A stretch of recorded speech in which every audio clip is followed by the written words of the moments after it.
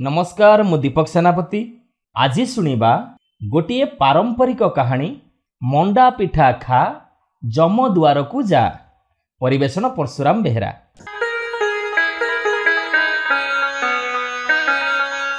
गोटे गाईआल पिला थाए। सीए गाँ जाकर गाई पाली जगे। समस्त घरु गोरु नेला बेले डाके, गाई फिटेई दियो हो, गाई फिटेई दियो। एई डाक शुणिले जेझा गाई जेझा फिटेई दियंती।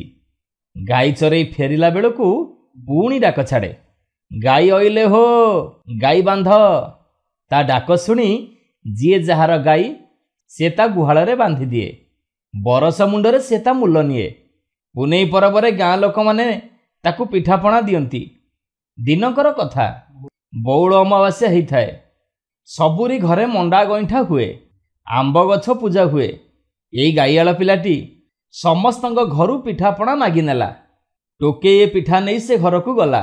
घरे बा खाइबाकू किए अछि?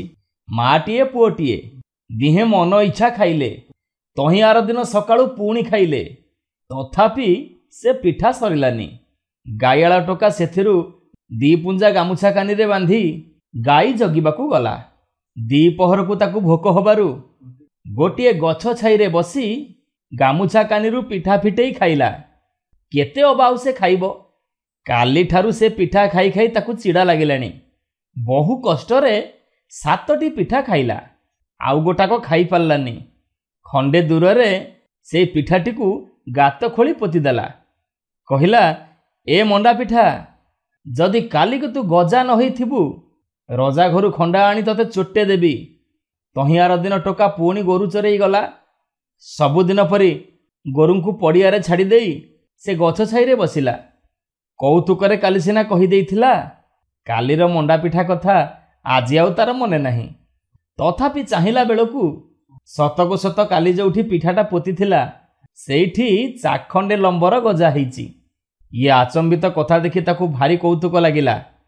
सेठू पुणी से कहिला, गजा हेलु तो हेलु, आउ जदि काली को गछ न होइथिबु, रजा घर खंडारे तते चोटे देबी। तहियार दिन पुणी गाई नहीं सेठिकी गला।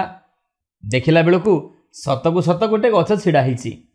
ताकू देखि पुणी गाईआल टोका कहिला, पिठा गछ, जदि काली की पिठा फली नथिबु, रजा घर खंडारे मु तते दी गड़ करदेवी। तहियार दिन चाहि दिए तो धोब फर फर बहुत गुड़िए मंडा पिठा गछ सारा फली। गौड़ पिलार खुशी कहिले न सरे। से सांगे सांगे गछ ऊपर को चढ़ी जाई डालरे बसिला। पेटे मंडा पिठा खाइला, आउ माँ पाई कानी रे बांधिकी नेला। एमिति नीति प्रति से खाए, आउ ता माँ पाई भी नहीं की जाए। दिने कौन हैला ना, गोटे असुरुणी बुढ़ी से गाईआल पिलाटाकू देखिला। मायारे गोटे बुढ़ी रूप धरी से गाईआल पिला पाखरे जाई पहुँचिला। कहिला, हई रे पुओ, मु भोक उपासरे पड़ीची, तू इमिति मौजरे पिठा खाउचु। अरे बाबा, मते पुंजाए दियंतुनी, मु बुढ़ी लोकटा, दिटा पिठा खाआंती। गौड़ पिला कहिला, काई किलो, तोर कौन हाथ गोड़ नाही कि, आ तोली खाउनु? बुढ़ी कहिला, नाई रे पुओ, मते आसिकी 70 वर्ष हैला। आखि की दुसुची ना कानु को आउ शुभुची, हाथ गोड़ थाई भी नथिला भली। तू पुंजाए दउनु बाबा, मु खाइबी। गाईआल पिला कौन कला ना, से गछ डाल को खूब जोर रे हलेला। गुड़ाए पिठा लत लात ही तले पड़िला। आ बुढ़ी को चाही कहिला, खा लो बुढ़ी, केते पिठा खाइबु खा। बुढ़ी कहिला, छी छी छी छी छी, धूली बाली रे पड़ी ये पिठा गुड़ाक सब अलिया असना हो जाइछि, यही पिठा को मु खाइबी?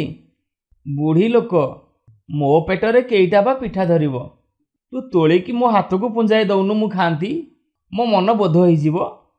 गाईआल पिला कौन कला ना, भल भल करी पिठारू पुंजाए तोली बुढ़ी हाथ को बढ़ई देला। बुढ़ी कौन कला ना, पिठा धरु धरु एमिति झिंकाई देला जे गौड़ टोका आसी तले पड़ीगला। सी जेमिति तले पड़ीची, बुढ़ी ताकू कोचिया मोड़िला भली मोड़ी माड़ी मुणी रे पुरई देला। पुणी मुह बांधिकी गोटे टोकेई रे रखिला। आउ से टोकेईटी को मुंडेई गोटिए गोटिए घर को चलिला। आजी असल चीज मिली, बोहू आज भल करी तियणटीए करिवो, ଆଉ ସିଏ ମଉଜରେ ଗୋଡ଼ ହାତ ଲମ୍ବେଇ ଦେଇ କଅଁଳ ହାଡ଼ ମାଉଁସ ଚୋବେଇକି ଖାଇବ। ଏଇ କଥା ଭାବି ତା ପାଟିରୁ ଲାଳ ଗଡ଼ି ପଡ଼ୁଥାଏ। ସେ ଜିଭ ଲଗେଇ ଓଠରୁ ଲାଳ ସବୁ ଚାଟି ଦେଉଥାଏ। ବୁଢ଼ୀ ଚାଲିଥାଏ। ଦ୍ୱିପହର ଖରା, ବାଟ ତ ତାତିଛି। ସହଜେ ତ ଟୋକାଟା ଭାରି ଓଜିନିଆ। କେତେ ବାଟ ଗଲା ପରେ ଅସୁରୁଣୀ ବୁଢ଼ୀ ଥକିଗଲା। ସେଇଠି କେତେଜଣ ଲୋକ ହଳ କରୁଥିଲେ। ବୁଢ଼ୀ କହିଲା, ପାଣି କେଉଁଠି ମିଳିବ ମୋତେ ଟିକେ କହିବ କି? ହଳିଆମାନେ ଗୋଟେ କାଉକୁ ହୁରୁଡ଼େଇ ଦେଇ କହିଲେ, ହେଇ ଯା, ଏ କାଉ ଯେଉଁଠି ବସିବ ସେଇଠି ପାଣି ଅଛି। ବୁଢ଼ୀ କହିଲା, ପୁଅ, ମୋ ବୋଝକୁ ଟିକେ ଚାହିଁଥିବୁ, ମୁଁ ମୁନ୍ଦେ ପାଣି ପିଇକି ଆସେ। ଏହାପରେ ବୁଢ଼ୀ ଖଣ୍ଡେ ଦୂର ଗଲାରୁ ଗଉଡ଼ ଟୋକା ଆସ୍ତେ ଆସ୍ତେ କହିଲା, ଏ ଭାଇମାନେ, ମୋତେ ଏ ବୁଢ଼ୀ ଅଖାରେ ପୂରେଇ ବାନ୍ଧି ଆଣିଛି। ମୋତେ ଏ ବନ୍ଧନରୁ ଟିକେ ମୁକୁଳେଇ ଦିଅନ୍ତ କି? ତମର ଭାରି ଧର୍ମ ହୁଅନ୍ତା। ଟୋକେଇ ଭିତରେ ମଣିଷ ପାଟି ଶୁଣି ହଳିଆମାନେ ଦୌଡ଼ି ଆସି ମୁଣି ଖୋଲିଦେଲେ। ଟୋକା ସେମାନଙ୍କୁ ସବୁ କଥା କହିବାରୁ ସେମାନେ କହିଲେ, ଆରେ ବୁଢ଼ୀ ତ ଏଇ ବାଟେ ପୁଣି ଆସିବ। ହେଇ, ତୁ ଗୋଟେ କାମ କରେ, ସେଇ ନଟା ବାଟେ ତୁ ତ ଘରକୁ ପଳା। ଆପଣା ଜୀବନ ନେଇ ଟୋକା ଦୌଡ଼ି ଦୌଡ଼ି ଘରକୁ ପଳେଇ ଆସିଲା। ଏଣେ ହଳିଆମାନେ କ'ଣ କଲେ ନା, ଗୁଡ଼ାଏ ଶୁଖିଲା ଡେଣୁଆ ମାଟି କାଦୁଅ ପୂରେଇ ମୁଣିର ମୁହଁ ବାନ୍ଧିଦେଲେ। ବୁଢ଼ୀ ପାଣି ପିଇକି ଆସି ବୋଝ ମୁଣ୍ଡେଇ ଘରକୁ ଆସିଲା। ଘରେ ଆସି ତା ବୋହୂକୁ କହିଲା, ଆଲୋ ବୋହୂ, ଆଜି ଭଲ ଚିଜଟିଏ ହାବୁଡ଼ରେ ପଡ଼ିଛି। ନିଏ ନିଏ, ଆକୁ ଯତନ କରିକି ତିଅଣ କରେ। କେତେ ଦିନ ପରେ ଆଜି ମଣିଷ ମାଉଁସ ଟିକେ ପାଟିରେ ବାଜିବ। ବୋହୂ ତରତର ହେଇ ମୁଣି ଖୋଲିଦେଲା। ଦେଖିଲା ବେଳକୁ ତା ଭିତରେ ମଣିଷ ଫଣିଷ କିଛି ନାହିଁ। ଶୁଖିଲା ଡେଣୁଆ ଗୁଡ଼ାକ, ମାଟି ବାଲିରୁ 2-4 ଆଞ୍ଜୁଳା। ଅସୁରୁଣୀ କହିଲା, ଆହା, ରଇଜଳା ଆଜି ଖସି ପଳେଇଲା। ହଉ ହଉ, ରହିଥା, କାଲି ତୁ କୁଆଡ଼େ ଯିବୁ? ତହିଁଆର ଦିନ ବୁଢ଼ୀ ପୁଣି ଯାଇକି ମଣ୍ଡା ଗଛ ମୂଳେ ପହଞ୍ଚିଲା। ସେ ଗାଈଆଳ ପିଲା ବି ମଣ୍ଡା ଗଛ ଡାଳରେ ବସି ମଣ୍ଡା ଖାଉଥାଏ। ବୁଢ଼ୀ ସେଇଠି ପହଞ୍ଚି କହିଲା, ରେ ବାପା, ମୋତେ ଗୋଟେ ମଣ୍ଡା ପିଠା ଦେ। ଟୋକା କହିଲା, ଆଲୋ ବୁଢ଼ୀ, କାଲି ତୁ ମୋତେ ମୁଣିରେ ପୂରେଇ ନେଇଥିଲୁ, ଆଜି ପୁଣି ତୁ କୋଉ ମୁହଁରେ ଆସିଛୁ?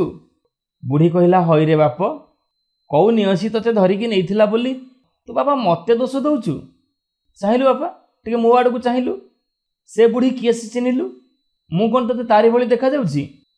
ଟୋକା ବୁଢ଼ୀ ମୁହଁକୁ ଚାହିଁଲା, ହେଲେ ଚିହ୍ନି ପାରିଲାନି। ଆଉ କହିଲା, ନା ମାଉସୀ, ମୁଁ ତତେ ଚିହ୍ନି ପାରୁନି। ଆଚ୍ଛା ହଉ, ତତେ କେଇଟା ପିଠା ଦେବି କହ? ବୁଢ଼ୀ କହିଲା, ତଳେ ପକେଇବୁ ନାହିଁଟି ବାପା। ପାଦ ଉପରେ ପିଠା ଥୋଇ ଥିରିକି ପାଦଟା ତଳକୁ ବଢ଼େଇ ଦେ, ସେଇଠୁ ମୁଁ ପିଠାଟା କାଢ଼ି ନେବି।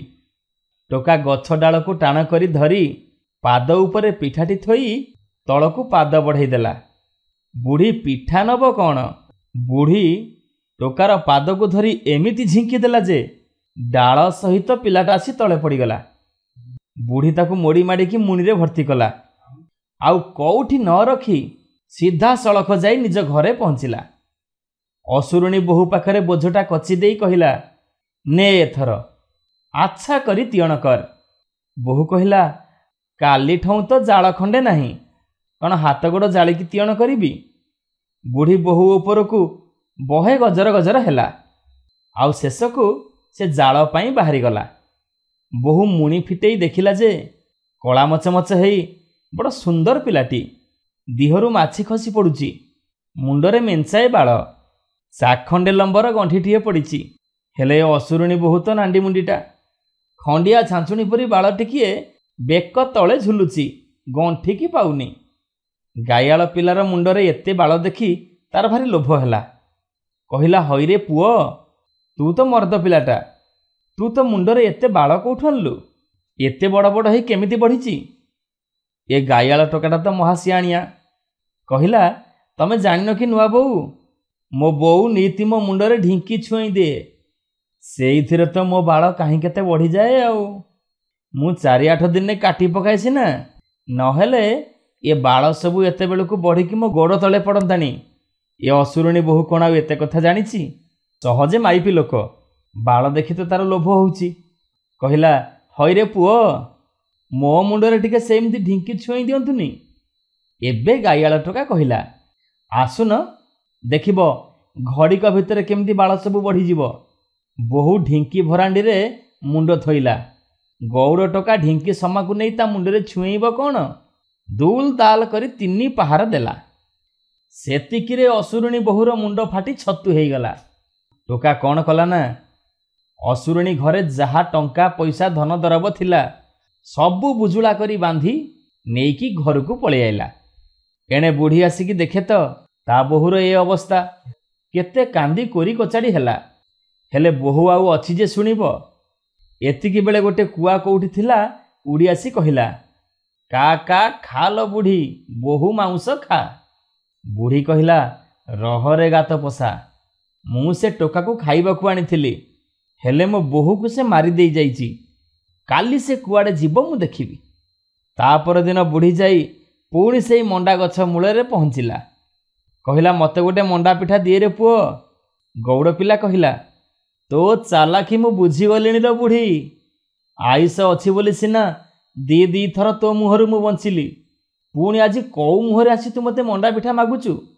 ବୁଢ଼ୀ କହିଲା, ନାରେ ଧନ, ମୁଁ ସେ ଲୋକ ନୁହଁ। ସେ ପୁତୁ ଖାଇ ଡାହାଣୀ ଆଉ କିଏ ହେଇଥିବ, ମୋତେ ତୁ ପିଠାଟିଏ ଦିଏ। ଗୌଡ଼ ପିଲା କହିଲା, ତୁ ଗୋଟେ ବଡ଼ ଆଁ କର, ମୁଁ ତ ଆଁ ଭିତରକୁ ଏଇ ଗଛ ଉପରୁ ଥାଇ ମଣ୍ଡା ପିଠାଟା ପକେଇବି, ଆଉ ତୁ ଖାଇବୁ। ଏବେ ବୁଢ଼ୀ ଆଁ କରି ଉପରକୁ ଚାହିଁଲା। ଗୌଡ଼ ପିଲା ତ ଭାରି ଚାଲାକ, ସେ ଠିକ୍ ଜାଣିଥିଲା ଆଜି ବି ସେଇ ବୁଢ଼ୀ ଆସିବ। ତେଣୁ ସେ ଆଗରୁ ପ୍ରସ୍ତୁତ ହେଇକି ଥିଲା। ଗୋଟିଏ ମୋଟା ଲୁହା ଶାବୁଳ ସାଙ୍ଗରେ ନେଇ ଗଛ ଉପରେ ବସିଥିଲା। ବୁଢ଼ୀ ଯେତେବେଳେ ଆଁ କରି ଉପରକୁ ଚାହିଁଲା, ଗାଇଆଳ ଟୋକା କହିଲା, ଏବେ ତୁ ଆଖି ବୁଜୁ, ତୋ ପାଟିରେ ସିଧା ଯାଇ ମଣ୍ଡା ପିଠା ପଡ଼ିଲେ ତୁ ଖାଇବୁ। ତା କଥା ଶୁଣି ବୁଢ଼ୀ ଆଖି ବୁଜିଦେଲା। ଏଇ ମଉକାରେ ଗାଇଆଳ ଟୋକା ଶାବଳଟାକୁ ଆଣି ତା ଆଁ ଭିତରକୁ ଫୋପାଡ଼ି ଦେଲା। ଶାବଳଟା ସିଧା ଅସୁରୁଣୀ ବୁଢ଼ୀର ପାଟି ବାଟେ ପଶି ପେଟ କଣା କରି ବାହାରି ପଡ଼ିଲା। ହାତେ ଲମ୍ବର ଜିଭ କାଢ଼ି ଭୁଇଁ କାମୁଡ଼ି ବୁଢ଼ୀ ପଡ଼ିକି ମରିଗଲା। ଏବେ ଗଛ ଉପରୁ ଥାଇ ଗାଇଆଳ ଟୋକା ଗାଇଲା, ମଣ୍ଡା ପିଠା ଖା, ଯମ ଦୁଆରକୁ ଯା। ନମସ୍କାର, ମୁଁ ବସୁନ୍ଧରା ସାମନ୍ତରାୟ। ଆଜି ଶୁଣିବା ସୁନ୍ଦର ଗପଟିଏ, ମୁଁ ମଣିଷ ଗଛ ଲଗାଇଛି। ପରିବେଷଣ ପରଶୁରାମ ବେହେରା।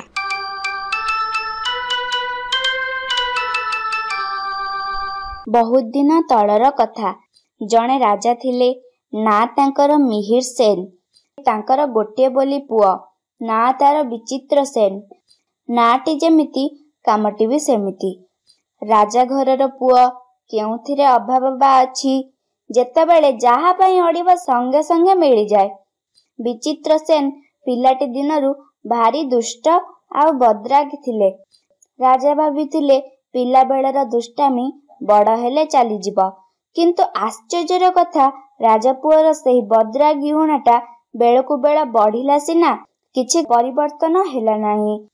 ପୁଅର ଗୁଣରେ କିଛି ପରିବର୍ତ୍ତନ ନ ହେବାରୁ ରାଜା ବଡ଼ ଚିନ୍ତାରେ ପଡ଼ିଲେ। କ'ଣ କରିବେ, କେମିତି ତାର ଏ ବଦ୍ରାଗୀ ଗୁଣଟା ଛଡ଼ାଇବେ?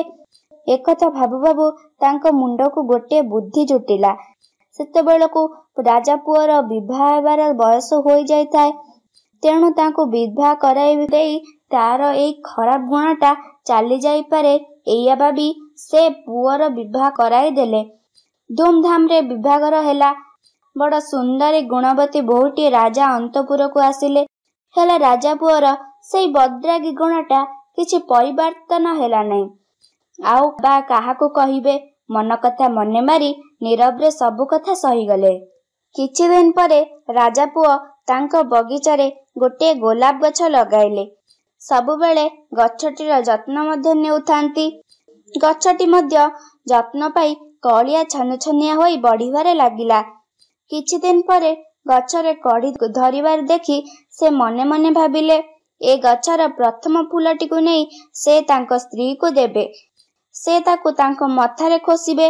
ଫୁଲଟି ପାଇ ଯୁବରାଣୀ କି ଖୁସି ନ ହେବେ ସତେ, ହେଲେ ଫୁଲଟି ନିରାପଦରେ ସେତେଦିନ ଯାଏ ଗଛରେ ରହିବା ଦରକାର। ତେଣୁ ସଙ୍ଗେ ସଙ୍ଗେ ଆଦେଶ ଦେଲେ, ଯଦି କେହି ଏ ଗୋଲାପ ଗଛରୁ ଫୁଲ ଛିଣ୍ଡାଇବ, ତେବେ ତାର ମୁଣ୍ଡ କାଟ ହେବ। ଏହା କହି ସେ ରାଜଉଆସକୁ ଫେରିଗଲେ। ରାଜା ପୁଅର ଆଦେଶ ପୁଣି ସହଜେ ସେ ରାଗି ଯାହା କହନ୍ତି ତାହା ଅକ୍ଷରେ ଅକ୍ଷରେ ପାଳନ କରନ୍ତି। ତେଣୁ କିଏ ବା କାହିଁକି ସେ ଫୁଲ ଛିଣ୍ଡେଇବାକୁ ମନ ବଳାଇବ? ଜାଣି ଜାଣି ହାଣ କୁଢାରି ବେକକୁ ହାଣ। ବରଂ ସମସ୍ତେ ଆଗ ଅପେକ୍ଷା ଗଛଟିର ଅଧିକ ଯତ୍ନ ନେବା ସହିତ ଭଲ ଭାବରେ ଜଗରଖା ମଧ୍ୟ କରିବାରେ ଲାଗିଲେ। ରାଜା ପୁଅର ଏ ଆଦେଶ ଦେବା କଥା ମନ୍ତ୍ରୀ ସେହିଦିନ ଶୁଣିଥିଲେ। ତାଙ୍କୁ ଏତିକି ବେଳେ ଗୋଟିଏ ମଉକା ମିଳିଗଲା। ସେ ଚୁପଚାପ ତାଙ୍କ ରାଜାଙ୍କ ପାଖକୁ ଯାଇ ଗୋଲାପ ଫୁଲଟିକୁ ଛିଣ୍ଡେଇ ନେଇ ଆସିବାକୁ କହିଲେ। ରାଜା ମଧ୍ୟ କିଛି ନ ବୁଝି ନ ସୁଝି ସେଇ ଗୋଲାପ ଗଛରୁ ଫୁଲଟିକୁ ଛିଣ୍ଡାଇ ନେଇଗଲେ। ଜଗୁଆଳୀମାନେ ଦେଖିଲେ ମଧ୍ୟ କିଛି କହିପାରିଲେ ନାହିଁ, କାରଣ ନିଜେ ରାଜା ତ ଛିଣ୍ଡାଇଛନ୍ତି। ପରଦିନ ବଗିଚାକୁ ଆସି ରାଜାପୁଅ ଦେଖନ୍ତି ତ ତାଙ୍କ ଆଦରର ପ୍ରଥମ ଫୁଲଟି ଆଉ ଗଛରେ ନାହିଁ। ଫୁଲଟି ଗଛରେ ନଥିବାର ଦେଖି ରାଜାପୁଅ ଆଉ କି ସମ୍ଭଳା ପଡନ୍ତି। ସହଜେ ତ ବଦ୍ରାଗୀ, ପୁଣି ତାଙ୍କ ମୁହଁରୁ ଯାହା ଆଦେଶ ବାହାରିଛି କିଏ ବା ଅନ୍ୟଥା କରିବ। ସଙ୍ଗେ ସଙ୍ଗେ ମୁଣ୍ଡ କାଟ ପାଇଁ ଆଦେଶ ଦେଲେ। ଯିଏ ଯେତେ ବୁଝାଇଲେ ମଧ୍ୟ ତାଙ୍କ ଜିଦରୁ ସେ ଟିକିଏ ହେଲେ ଟଳିଲେ ନାହିଁ। ରାଜାପୁଅର ଆଦେଶ ଘାତକମାନେ ଯେତେବେଳେ ରାଜାଙ୍କୁ ମୁଣ୍ଡ କାଟ ପାଇଁ ଧରି ନେଉଥାନ୍ତି, ସେତିକିବେଳେ ରାଜା କହିଲେ, ମୋର ତ ମୁଣ୍ଡ କାଟ ନିଶ୍ଚୟ ହେବ। ତେବେ ମୁଣ୍ଡ କାଟ ପୂର୍ବରୁ ରାଜାପୁଅକୁ ମୋର କିଛି କହିବାର ଅଛି। ସେତେବେଳକୁ ରାଜାପୁଅ ମଧ୍ୟ ପାଖରେ ଆସି ପହଞ୍ଚି ସାରିଲେଣି। ରାଜା ନିଜ ପୁଅକୁ ଦେଖି କହିଲେ, ଶୁଣ ବାବା, ତୁମ ଗୋଲାପ ଗଛଟିକୁ ଆଦରର ସହ ଲଗାଇଥିଲ, ପାଣି ଦେଲ, ଅତି ଯତ୍ନରେ ବଢାଇଲ। ଫୁଲଟି ଫୁଟିଥିଲେ ତୁମେ ତୁମ ପ୍ରାଣପ୍ରିୟ ସ୍ତ୍ରୀକୁ ଉପହାର ଦେଇଥାନ୍ତ। ସେ ସେଇ ଫୁଲଟିକୁ ତୁମଠୁ ନେଇ ସେ ସରାଗର ମଥାରେ ଖୋସିଥାନ୍ତେ, ଆଉ ଖୁସିରେ ତୁମକୁ ଆହୁରି ଅଧିକ ଭଲ ପାଇଥାନ୍ତେ। ତୁମେ ବି ଖୁସି ହୋଇଥାନ୍ତ। ମାତ୍ର ସେତକ ହେବା ପୂର୍ବରୁ ମୁଁ ଜାଣି ନ ପାରି ଫୁଲଟିକୁ ଛିଣ୍ଡାଇ ଦେଲି। ଏଇଥିପାଇଁ ମତେ ଦଣ୍ଡ ଦେଲ। ହେଲେ ମୁଁ ତୁମକୁ ବଢାଇ ଏଡୁଟିରୁ ଏଡୁଟିଏ କଲି, ଅଥଚ ତୁମର କିଛି ପରିବର୍ତ୍ତନ ହେଲା ନାହିଁ।